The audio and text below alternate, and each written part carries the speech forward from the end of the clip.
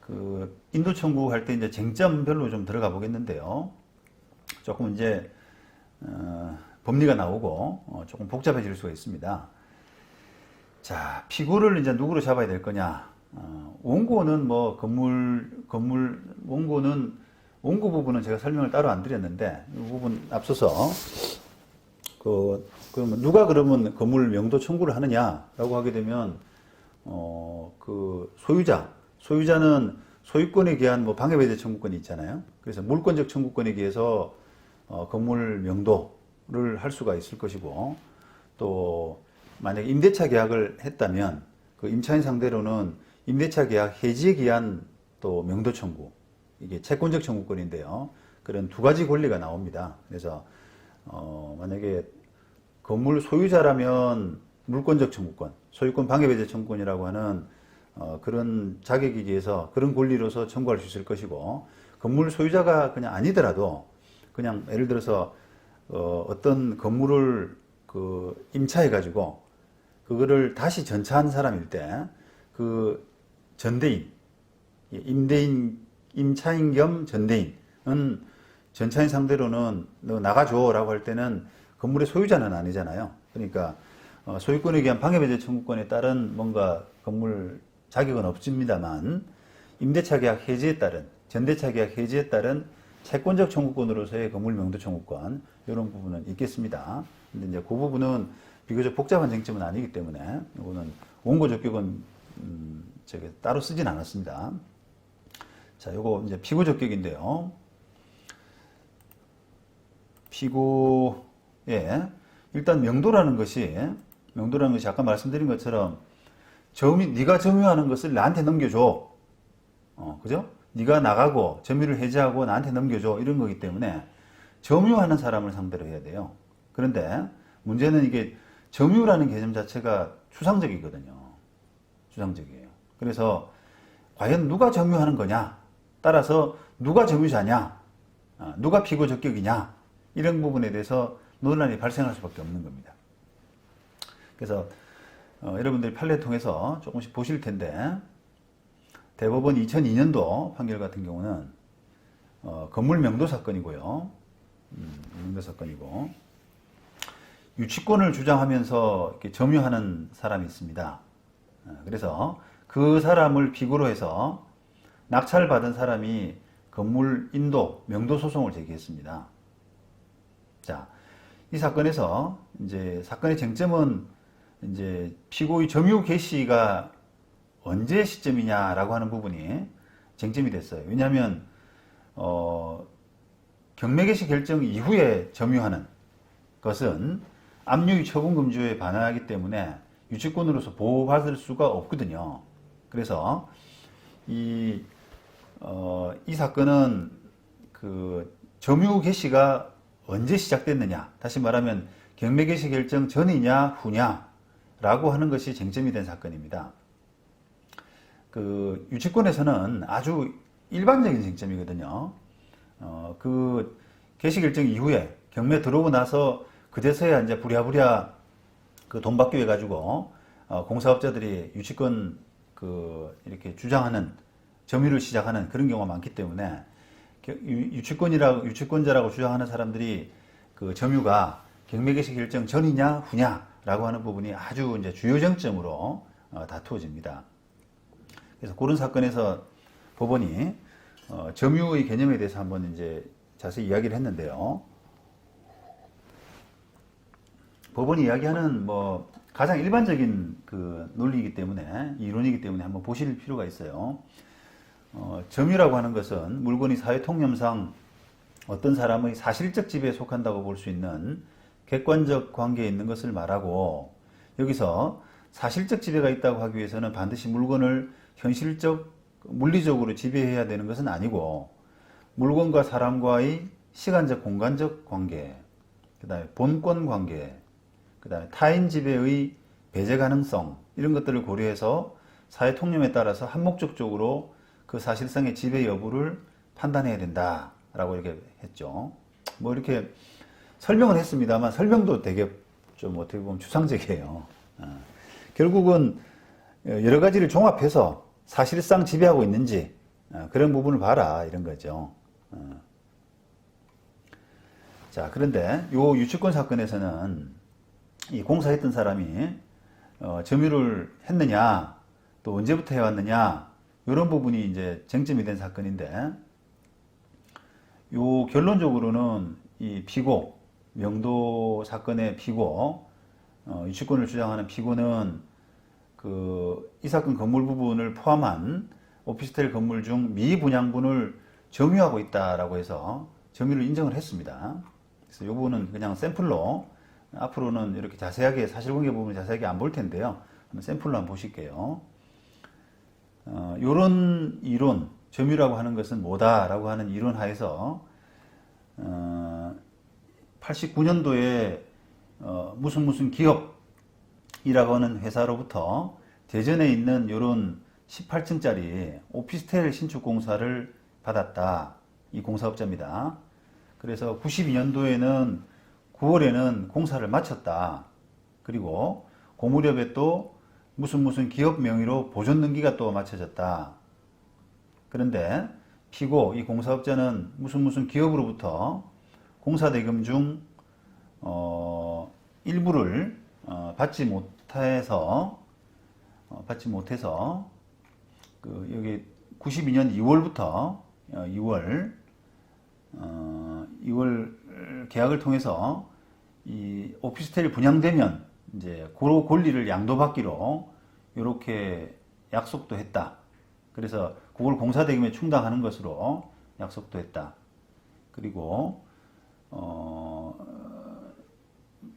오피스텔 몇 층, 몇 호에 직원들을 상주시켜 가지고 그 직원들로 하여금 이런 분양대금을 수납받는 이런 일과 그 다음에 오피스텔, 미분양 오피스텔의 관리 업무를 수행하도록 하면서 수분양자가 피고에게, 건축주가 아니라 피고에게 분양대금을 완납하면 그 분양된 사무실을 수분양자에게 넘겨줬다.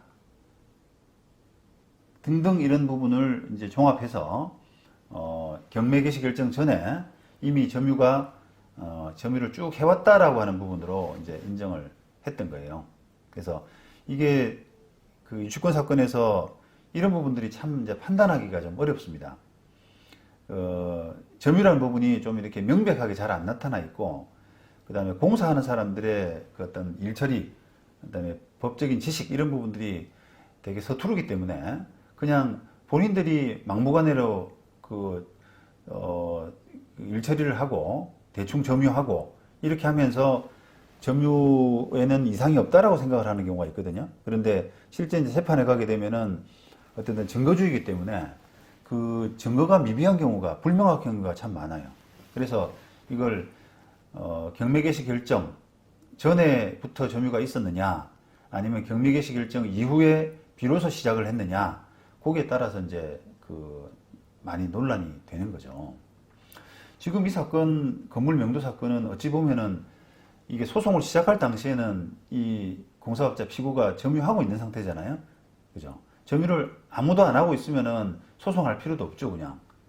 점유를 뭔가를 하고 있으니까 나가달라라고 하는 건데, 이 사건의 쟁점은 현재의 점유, 네가 점유하고 있느냐, 이게 쟁점이 아니라 언제부터 점유해 왔느냐.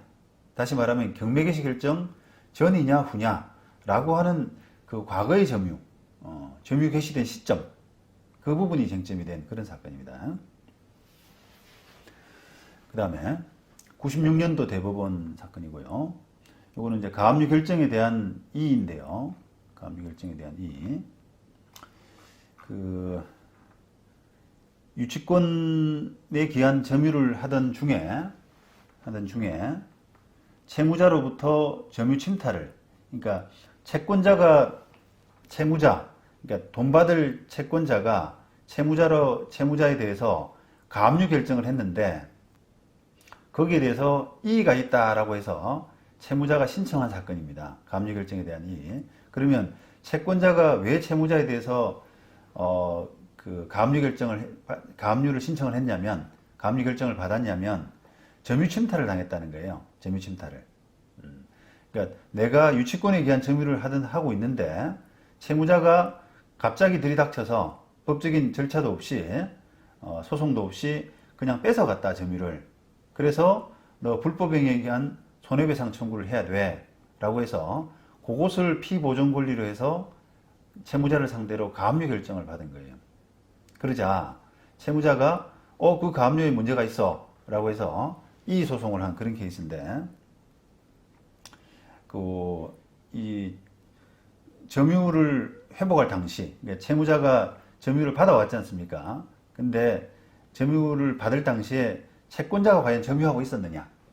보통 이제 이런 사건, 점유 침탈 사건에서는 여러분들이 점유 회수 소송 특징을 조금 아셔야 되는데, 점유 회수 소송은 우리가 본권하고 관계없이, 본권이라고 하면 그다음에 뭐 임차권이 있느냐 또는 유치권이 있느냐 이런 본권과 관계없이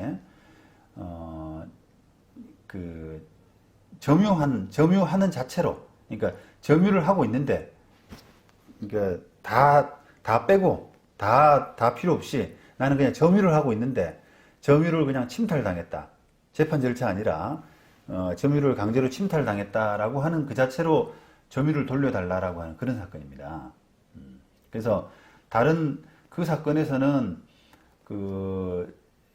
점유 침탈당했다고 하는 사람이 본권을 가지고 있느냐, 다시 말하면 임차권이라든지 적법한 임차권이라든지 또는 적법한 유치권이라든지 이런 것들을 갖고 있느냐라고 하는 것과 상관없이 점유를 하고 있었다는 자체, 또 침탈이 일어났다는 그 자체, 그것만 가지고 판단하는 거예요.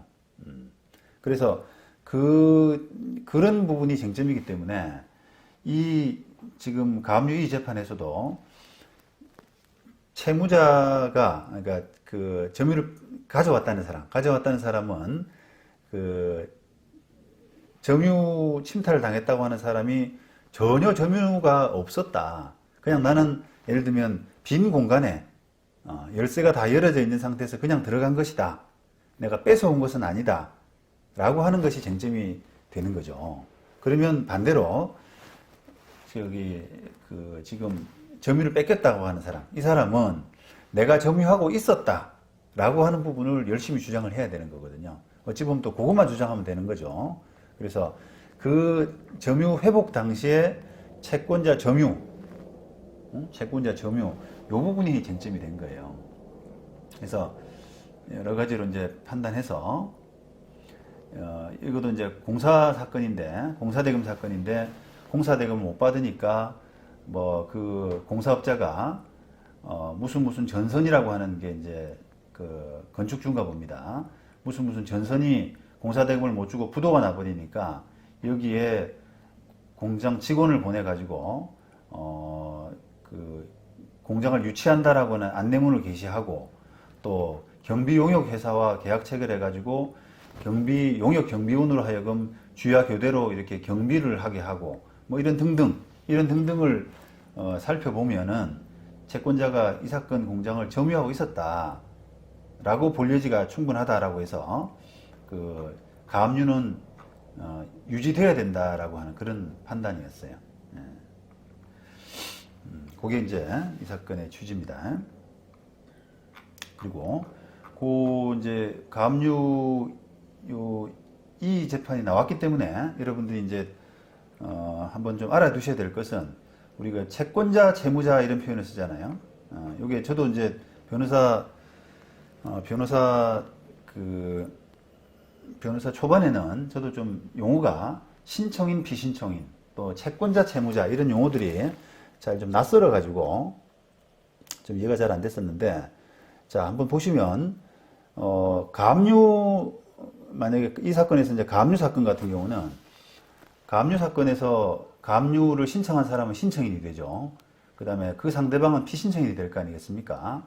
자, 그런데 이게 가압류 결정에 대한 이의를 한다라고 하면은, 이의를 신청한 사람이 상대방이 이번에는 신청인이 되고, 또 이 사건의 상대방은 피신청인이 되잖아요.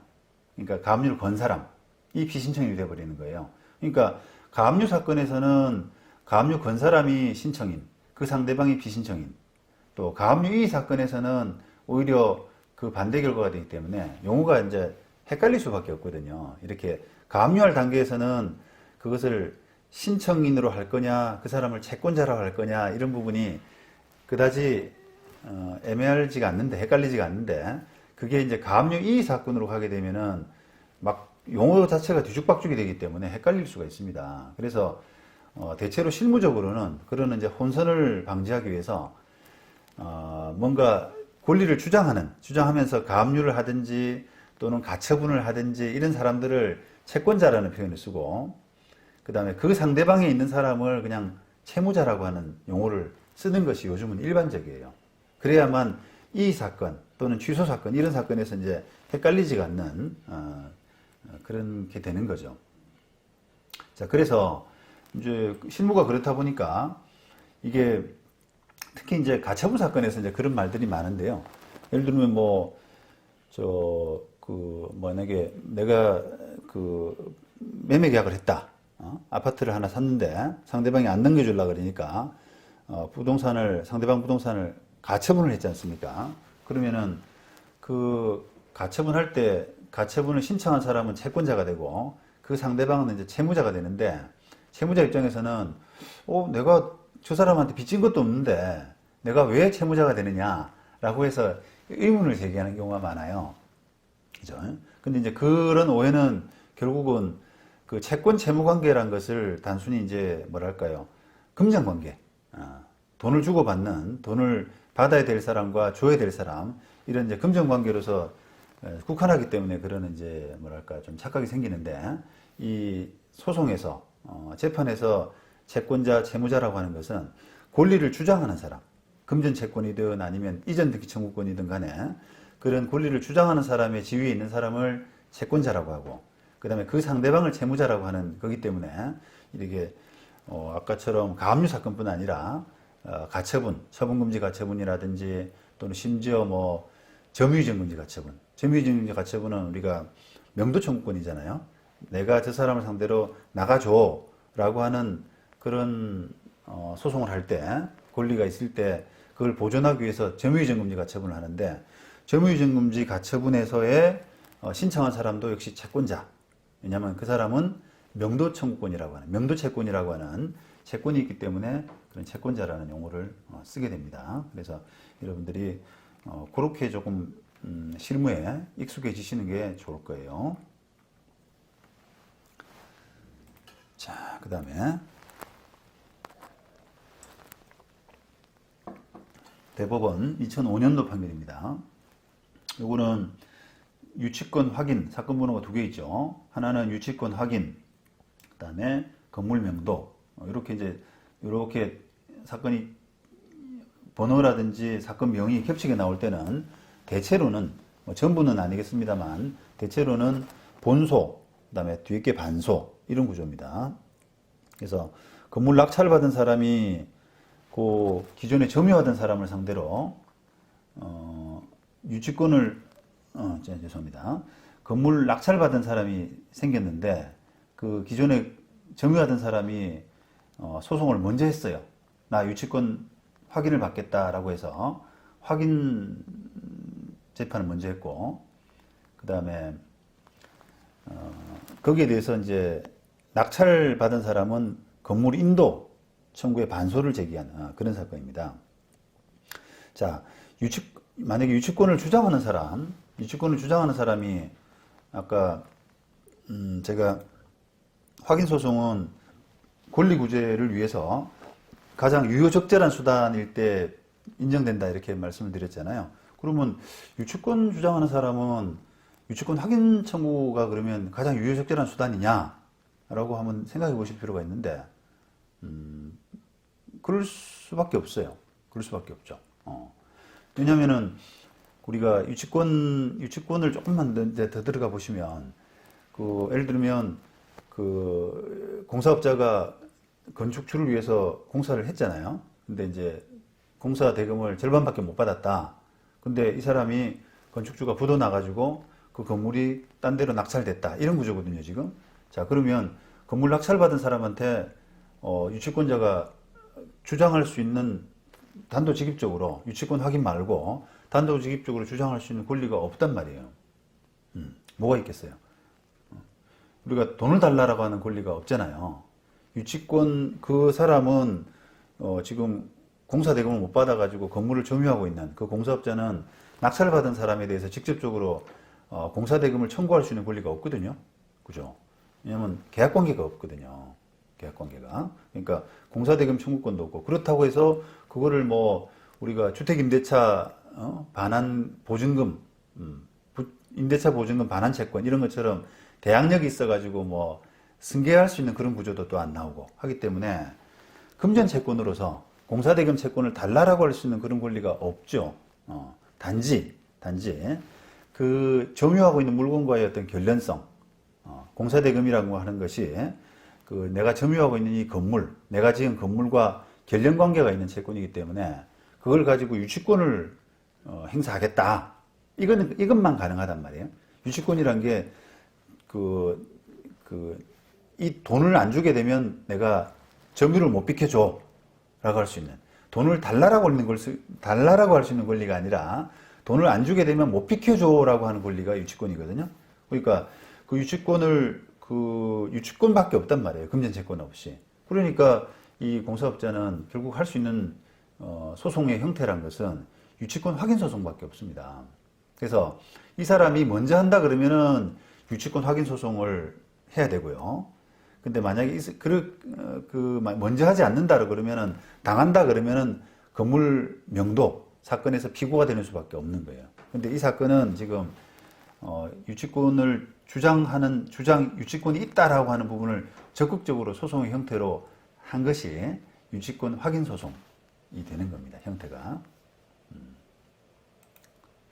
그래서 이 사건에서도 이제 그 점유가 있느냐 하는 부분들, 그런 부분들이 좀 논란이 됐습니다. 확인 사건, 확인 소송 나온 김에 제가 하나 재밌는 일화를 하나 말씀드리고 싶은데, 아까 확인의 소에는 권리 보호 요건으로서 확인의 이익이 있어야 된다라고 하는 부분을 먼저 말씀드렸는데, 판사하는 친구가 예전에 시골에 지원장을 한번 간 적이 있어요. 근데 시골은 이제 사건이 경제적인 이렇게 규모도 좀 작고 시골 사건들이 좀 단순한데 지원장으로서 이제 애를 먹었던 사건들을 좀 이야기해 주더라고요. 그게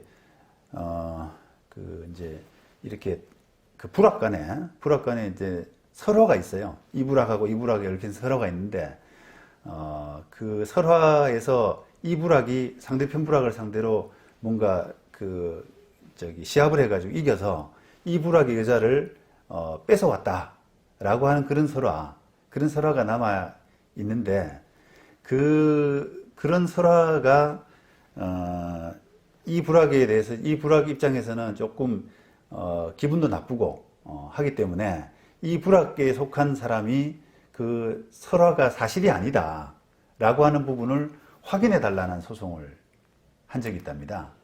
그래서 참 저도 많이 웃었는데, 야, 역시 그게 시골이니까 가능한 사건이다라고 하면서 많이 웃었는데, 그게 어쨌든 법리적으로 보면은 아까 권리 보호 요건으로서의 확인의 이익 이런 부분에서 그 설화가 사실이고 아니고 간에 어떤 보호돼야 될 어떤 법률적인 이익 이런 부분에서 많이 못 미치는 거죠. 그죠? 그런 부분에서 이제 법원 입장에서는 확인의 이익이 없으면 그냥 각하할 수밖에 없는 그런 부분이거든요.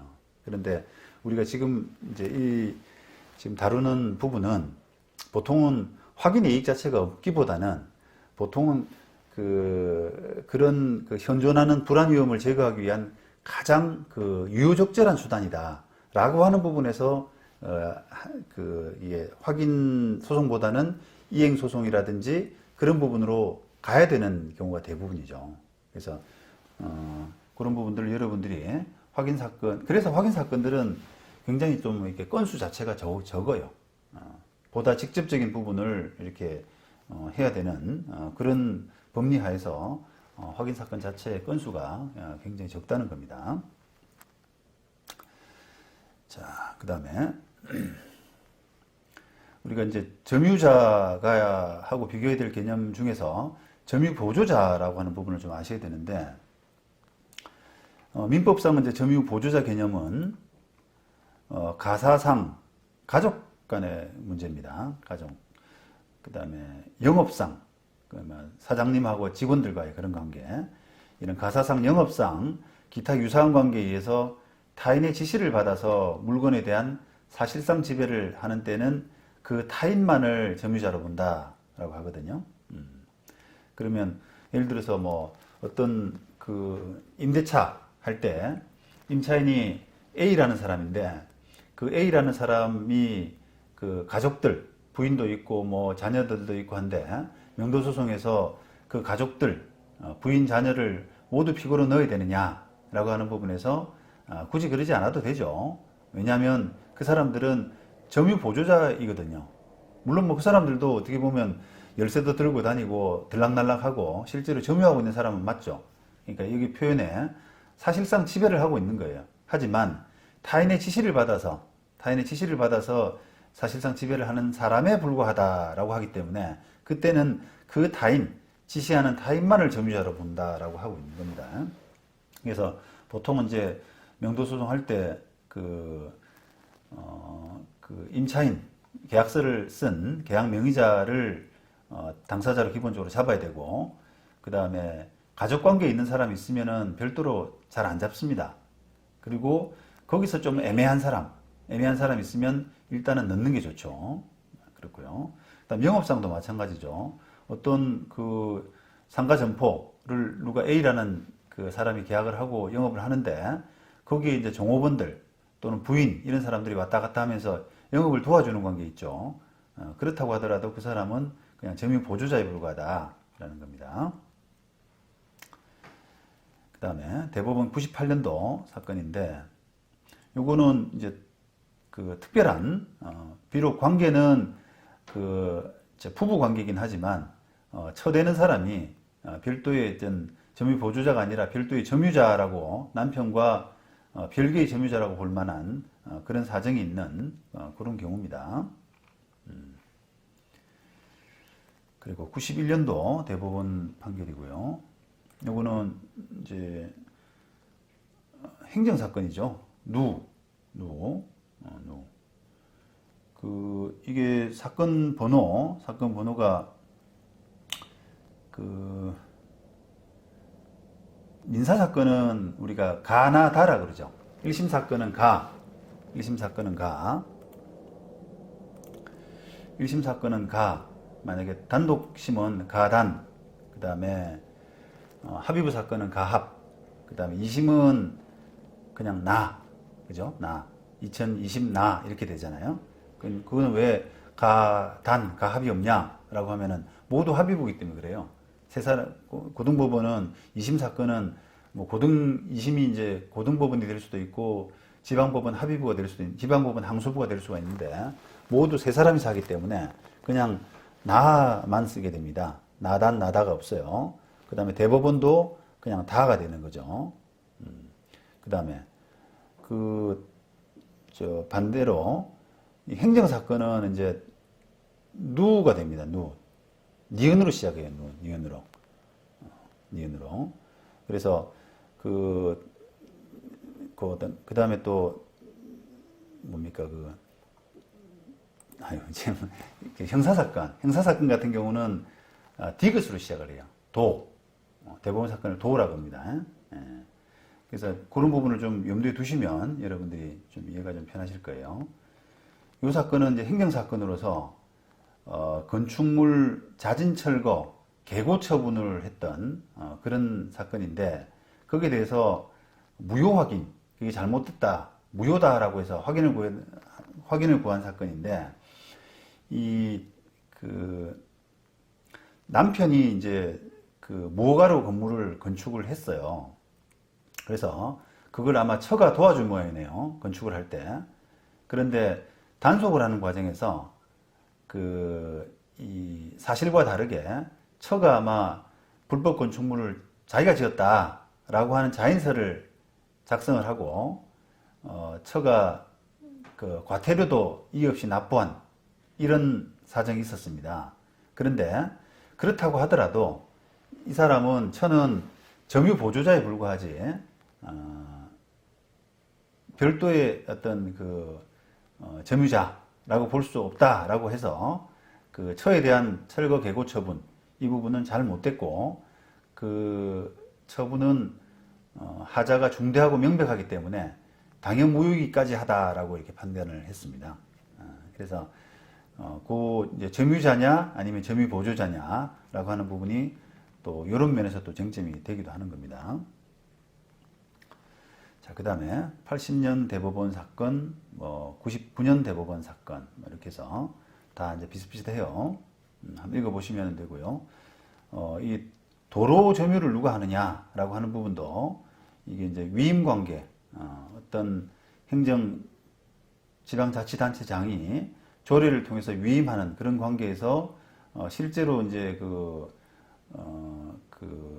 유지관리했던 그런 그 하위 지방자치단체장이 그 도로관리청으로서 점유하는 사람이다. 그렇게 해서 이 무단 점유, 남의 땅을 그 지방자치단체가 무단으로 점유하는 경우가 참 많거든요. 그래서 그런 경우에 누구 상대로 그 부당이득 반환 청구를 해야 될 것이냐라고 하는 부분에서 그 조례에 따른 수임을 받은 도로관리청이 된 그런 하위 지방자치단체장이 하는 것이 맞다라고 하는 부당이득에 반하는 의무를 부담한다라고 하는 그런 취지의 판결입니다. 자, 이제 원칙은 우리가 이제 이렇게 법리를 뭐 점유자, 점유 보조자 이런 부분의 법리를 말씀을 드렸습니다만 실무에 가서는 사실은 좀 애매한 경우가 많아요. 그럴 때 실무에서의 원칙은 애매할 때는 일단 넣고 보자. 피고로 좀 넣고 보자. 이렇게 하셔야 돼요. 그리고 이게 왜 그러냐면은 일단 피고를 못 잡게 돼서 피고를 만약에 A는 계약 당사자인데 A는 분명히 넣어야 되는데 B를 넣어야 될 거냐 말아야 될 거냐, 이 사람이 가족관계로서 단순히 점유 보조자에 불과한지 아닌지 이런 부분이 애매할 때 B를 넣어야 될 거냐 말아야 될 거냐 하는 그런 판단에서 B를 만약에 빼버렸다면 나중에 그 사건에서 다시 B를 추가할 수가 없거든요. 여러 가지 정황이, 예를 들면 만약에 A, B 둘이 있는데 A만 소송을 했다. A만 소송을 했다. 그런데 A가 답변하기를 나는 B한테만 넘겨줬다라든지 점유를 넘겨줬다라든지 해가지고 이렇게 B가 점유자다는 식으로 이제 항변을 하는 거죠. 자기가 빠져나가기 위해서. 그런데 그게 상당히 설득력이 있어요. 근데 그런 그 상황에서 B를 이 사건의 피고로 A를 상대로 진행하고 있는 사건에서 피고로 추가하기가 어렵단 말이죠. 피고 추가는 소송에서는 잘 인정 안 되거든요. 특별한 경우 말고는. 그렇다 보니까 이 B를 피고로 잡기 위해서는 별도 소송을 해서 다시 소장부터 송달하고 하는 첫 단계부터 거쳐야 된다는 그런 상황이 된단 말이에요.